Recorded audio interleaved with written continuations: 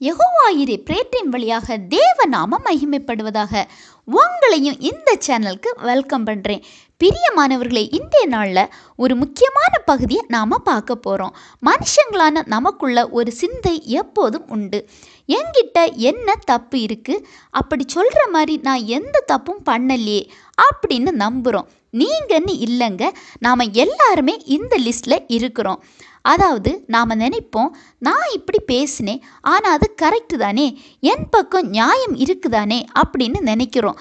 சரி, உங்கள் பார்வையில் சரி, ஆனால் ஆண்டவர் பார்வையில் இது சரிதானா? இப்படி யோசிச்சிருக்கீங்களா?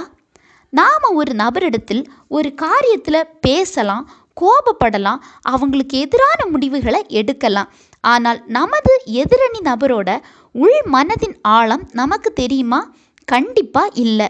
அவங்க பக்கம் நம்ம பார்வையில் நியாயம் இருக்காது. ஆண்டவர் பார்வையில் ஏதாவது நியாயம் இருந்தால், அல்லது அதை வெளியில் சொல்ல முடியாத நிலைமையில் அவங்க காணப்பட்டால், நாம் ஆண்டவர் முன்னாடி குற்றவாளிகளாய் காணப்படுவோம்.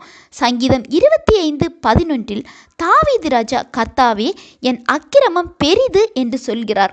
அவர் ரொம்ப ஆண்டவருக்கு முக்கியத்துவம் கொடுத்து ஆண்டவருக்கு பயப்படுகிற ஒரு ராஜா.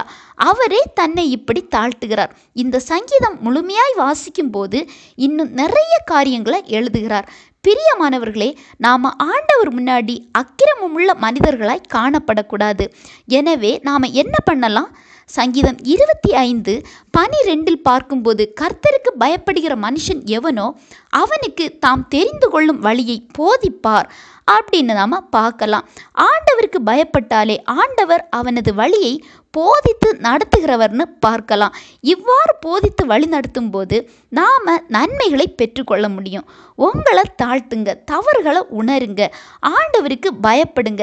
ஏதாவது தவறுகள் காணப்படுது என்னிடத்தில் அப்படின்னு நீங்கள் நினச்சா ஆண்டவரிடத்தில் மன்னிப்பு கேளுங்க. ஆண்டவரிடத்தில் உங்களை முழுமையாக ஒப்படைங்க. ஏன்னா அவர் போதித்து வழி நடத்துகிற தேவன். ஆண்டவர் தாமே இந்த வசனங்கள் மூலம் உங்களை ஆசீர்வதிப்பாராக.